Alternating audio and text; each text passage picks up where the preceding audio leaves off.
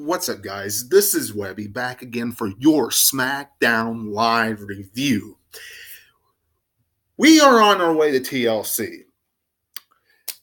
And as usual, Smackdown Live is producing shows, producing a build towards the pay-per-view that is better than Monday Night Raw.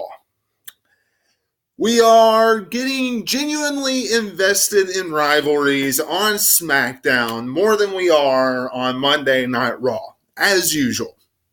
However, wrestling fans, I am coming right out of the gate and telling you that SmackDown Live was not a good show tonight. Was not. Now, I am happy that Asuka is getting a shot at the Women's Championship at TLC, and we're not seeing another one-on-one matchup against each other between Charlotte and Becky Lynch. I am happy at that. But this show is a complete mess, just like Monday Night Raw is. And I'm going to tell you exactly why this show is a complete mess right here on this review tonight. And if you agree with me that this show is a mess, or have any thoughts about SmackDown Live, please let me know in the comments below. And don't forget to go back and watch my Monday Night Raw review, where I discuss everything that happened with Monday Night Raw last night, which pretty much has to do with Baron Corbin and Alexa Bliss. And if you're not one of them, then you really do not need to be on Monday Night Raw, because that is what the show is based around. And we discussed that plus everything else. But that show is a mess, and go back and watch that review. And don't forget to become a subscriber to this channel. Scroll down and become a subscriber today. It would be much appreciated if you follow me on my journey right here on YouTube. Much appreciated. Thank you very much if you are one of them on YouTube right now. Now, SmackDown Live. Some of you might say, yeah, I had some intriguing parts to it. You know, had the 20th anniversary segment for Jeff Hardy, had AJ Styles come out and cut an aggressive promo on Daniel Bryan, had this and that.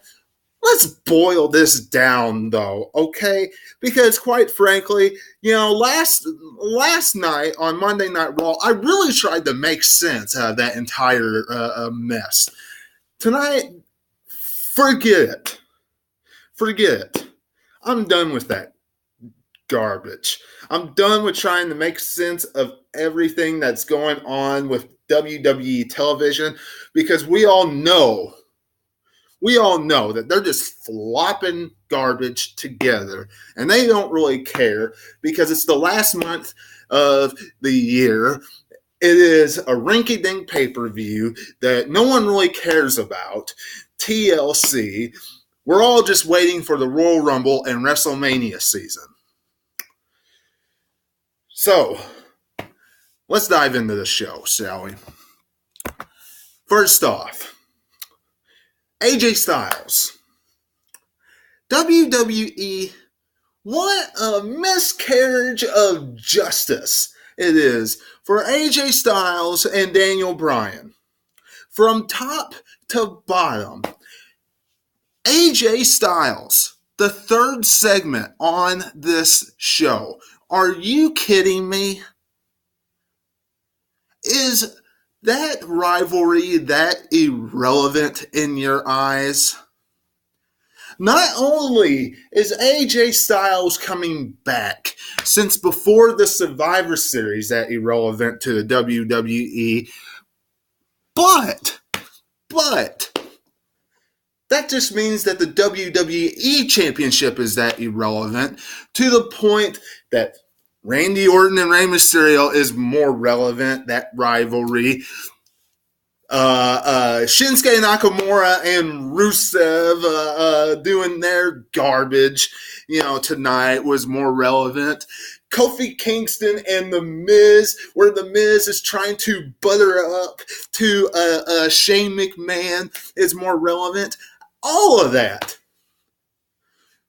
When is the WWE Championship going to get back some of its prestige? Third segment on the show. You have got to be kidding me. I hope somebody out there who has gobs upon gobs upon gobs upon gobs upon gobs of subscribers who WWE might watch mentions that tonight. And if WWE, somebody watches me tonight, I hope they take my advice and actually puts AJ Styles and Daniel Bryan's segment later on in the show next week on their build to TLC and gives them a stipulation at TLC, because that's ridiculous that they don't have anything except that the title is on the line.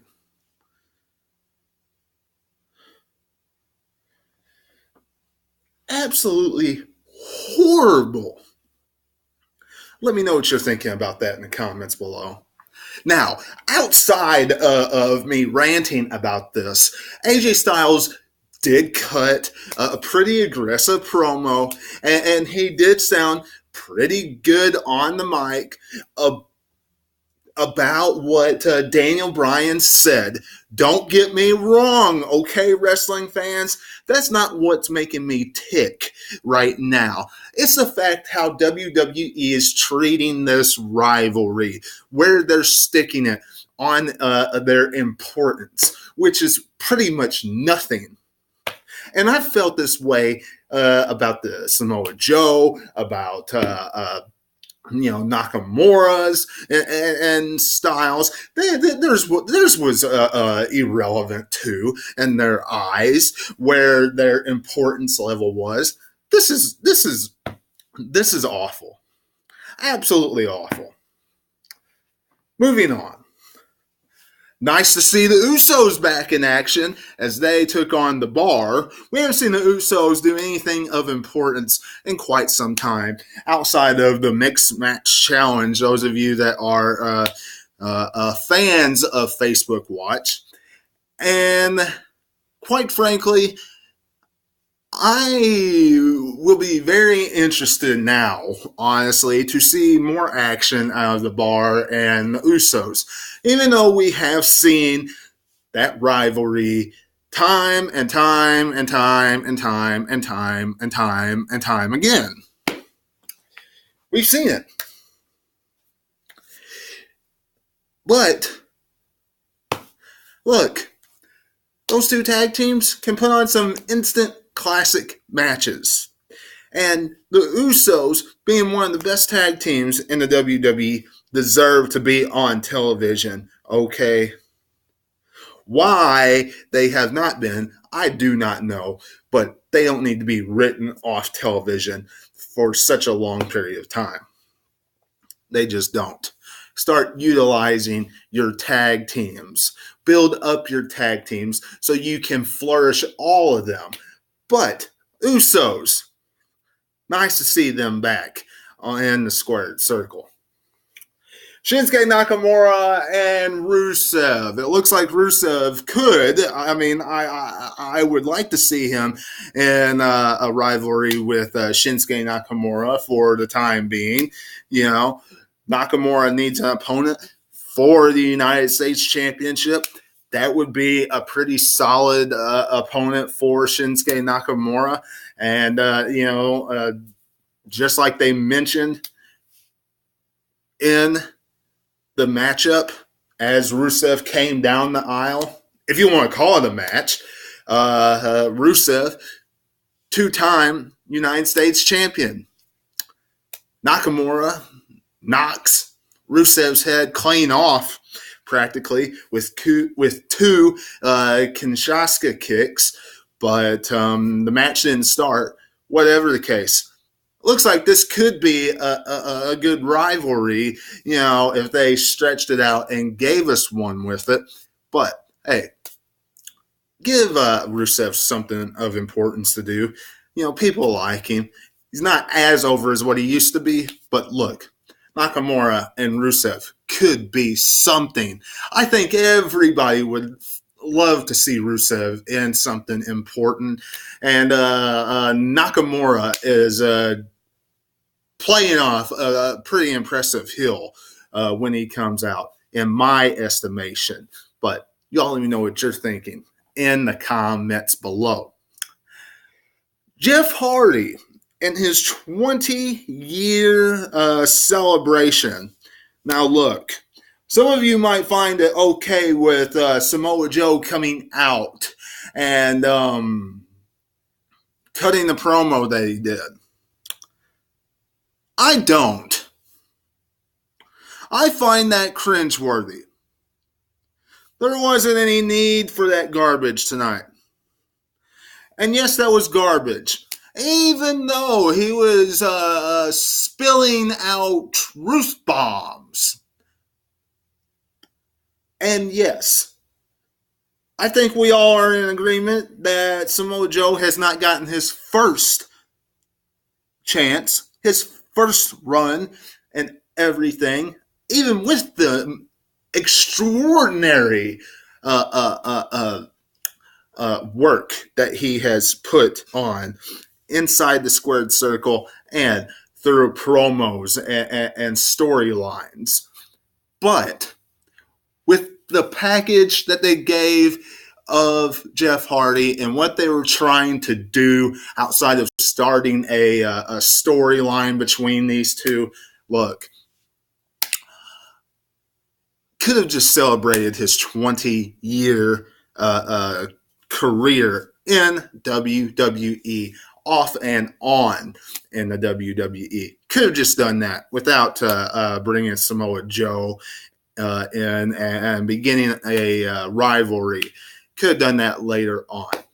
But not going to complain too much about it because it's going to be a good rivalry. Samoa Joe and Jeff Hardy will put on some pretty decent matches for us wrestling fans. Probably Samoa Joe getting the upper hand in the end of the rivalry, but we'll have to wait and see what happens with that. Kofi Kingston and The Miz. Who cares? I don't. Not even discussing it. Don't care about this. I just don't care. Randy Orton and Rey Mysterio. I stated last week, and I meant it, that Randy Orton took off the mask last week.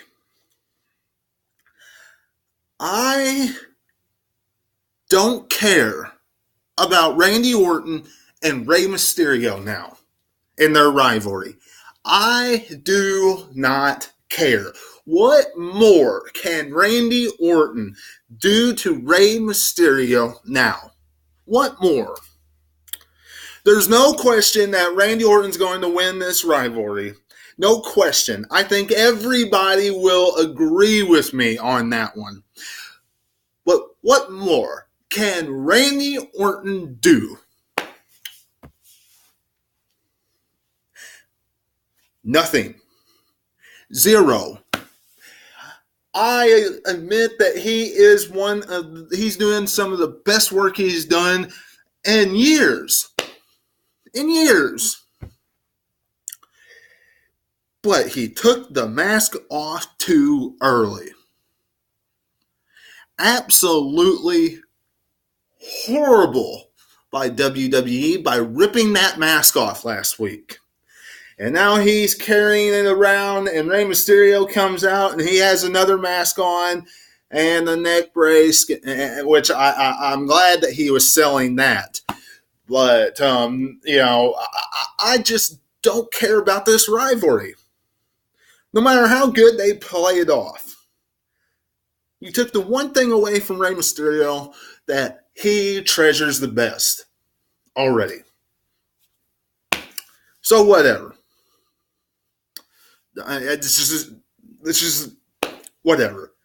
I'm not one of those people that's saying, "Oh, it was so rude, it was so vicious, it was so vile that you took the mask off and all this stuff, all that stuff that Randy Orton was spewing, in his promo tonight." I wasn't one of those people last week.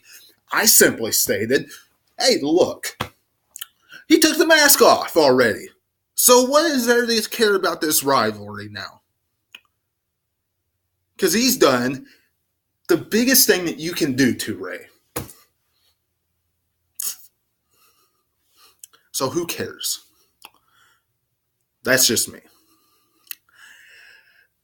Biggest thing that happened on this show that has any substance in it, and it's the only thing I'm praising to any major extent, even though they're putting her in there probably to lose if they go by a 1-2-3 in the event, in the matchup, is Asuka being in the triple threat matchup. That's it. That's it. And other than that, this show was unbearable. This show sucked. And that's your Smackdown Live review. I hope you enjoyed this. If you did, give me a thumbs up. Hit the bell for all notifications. And until I see you again, this is Webby, and I'll catch you on the other side. Talk to you later.